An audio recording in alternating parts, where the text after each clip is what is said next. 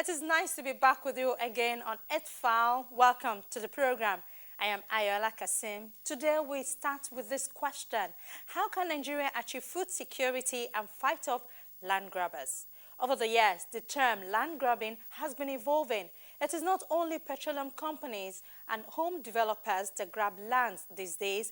Even those in agric business have joined the league, and it is becoming ever so difficult to be able to tell which activities of these companies affect the food supply. So who is taking up the land and making the nation hungry? Our focus today on Earthfile. That rice, you take it. And look, it's international grade rice. Huh? Since I became the Minister of Agriculture, Dr. Akinwunmi has been saying he will not be an import minister, and some will tell you his work is proving just that. I am praising the federal minister for introducing, for all his efforts, but it must be sustained. Confusing laws on land, much of which is owned or claimed by government officials, also mean it is difficult to expand. That has left 60% of Nigeria's arable land fallow. The government wants to add 20 million tons of domestic food production by 2020. Nigeria actually has huge agricultural potential, but we are a net importer of food. We're spending, 635 billion naira importing wheat. We're spending 1 billion naira a day buying rice. We're importing crude palm oil when we used to be the largest producer of palm oil in the world. We are importing almost everything under the sun. So basically what we had done was that we had neglected agriculture in the past. And despite all of our potential, we're wasting all of our hard-earned foreign exchange doing that. So the first thing that we did when I was appointed minister was to say that that pattern has to end. Nigeria has to unlock its potential in agriculture. Farmers have said one backlash has been a rise in smuggling of rice and sugar from neighboring countries and into ports. Higher cassava output has been used to make flour, reducing wheat imports mostly from the United States by almost 9%.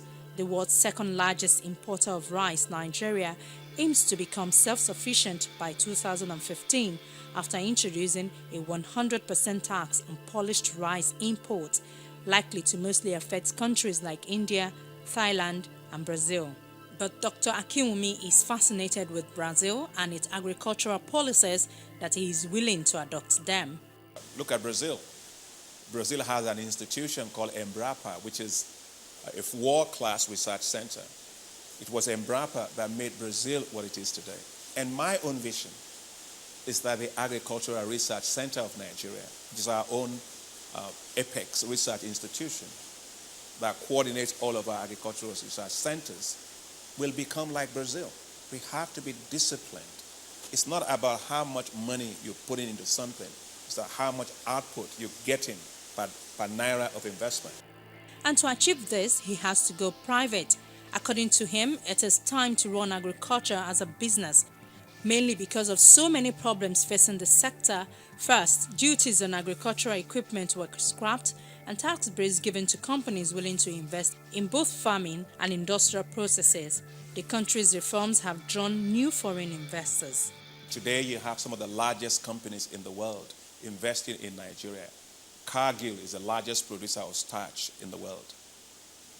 They're setting up, as we speak, a big starch plant in Agbadu in Kogi State. That's going to do 70,000 metric tons of starch. They're working with flour mills of Nigeria. And they're also setting up a 50,000 metric tons sweetener plant. So which means that we can use cassava, which we have in abundance, to produce sweeteners that we use in the juice industry. You look today at the Unilever.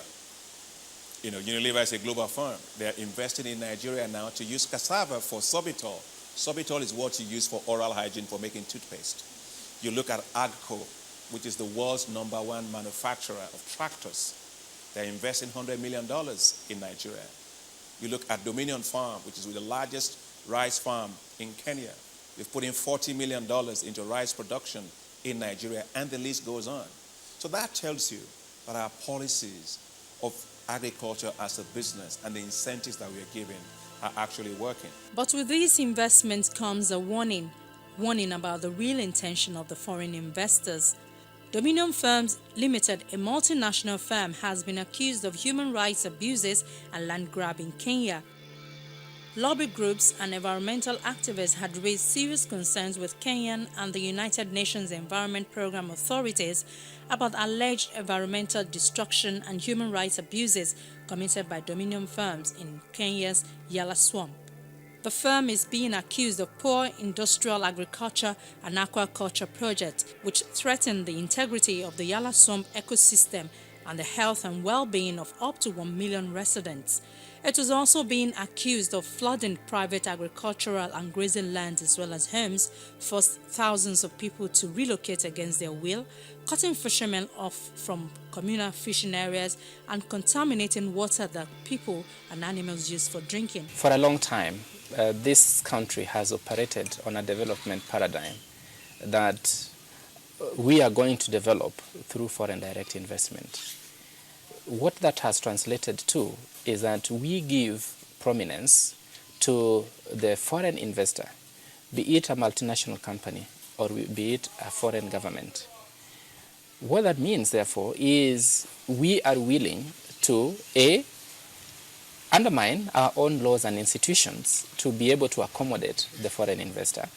2, pay no heed to local communities in any particular area where we want certain investment to take place.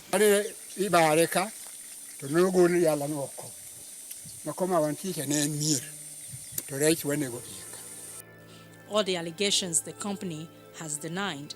Here in Nigeria, Dominion Rice has acquired 30,000 hectares to begin mechanized rice farming in the lowland part of Taraba State, close to rivers Benue and Taraba. According to the Taraba State Commissioner for Agriculture, the company is trying to bring in its equipment, and in the Commissioner's opinion, the company is doing fine. There are reports that the euphoria of signing Memorandum of Understanding with foreign investors times without number has led to the 21st century slavery under the guise of foreign investment, where African fertile lands are turned to African plantation, with local farmers becoming slaves on lands that were once before their ancestors. Many ask if the influx of these foreign investors is not a repeat of the mirror exchange colonial scam, where cheap fertile lands are grabbed cheaply and polluted in exchange for mere promises of a better life in terms of employment, poverty reduction and education, basic amenities these rurals will willingly give up their lands for. Land grabs, it's not necessarily a problem when wealthy companies invest in agricultural land in poor countries for commercial use. But when families are kicked off the land or less food is grown as a result, that's a very big problem indeed. Recent data indicates that at least 33 million hectares of land dues have been identified since 2001, and since the food price spikes of 2008, that's been happening more and more. Demand for land has soared as investors look for places to grow food for export, grow crops for biofuels, or simply bioplant for profit. But in many cases, land sold as unused or undeveloped is actually being used by poor families to grow food. It is estimated that 50 million hectares have already been released to foreign entities, with at least 20 African countries considering similar deals. Some of these leases, 99 years at $1 per hectare, are unbelievable deals, but they are only available to a select few.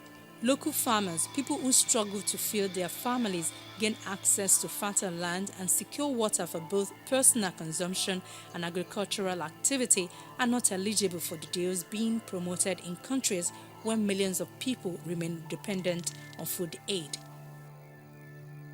There are so many disheartening statistics. 1.5 billion of the world's most impoverished farmers struggle to feed their families. 24,000 children die each day from poverty. Over 1.1 billion people have inadequate access to water, and 1 billion people go to bed hungry. That it's easy to be overwhelmed by numbers. The global land grab, to a great extent, has been spurred by the events surrounding the food and financial crisis of 2008. In response to the crisis, many developing countries looking to regain their economic footing increased their openness to foreign direct investment in emerging markets, particularly in agribusiness and tourism. As part of this trend, fertile land is being offered to investors, often at giveaway prices, and especially in Africa. These and other factors have ignited a global rush for the world's farmland by investors in what has become known as the global land grab phenomenon.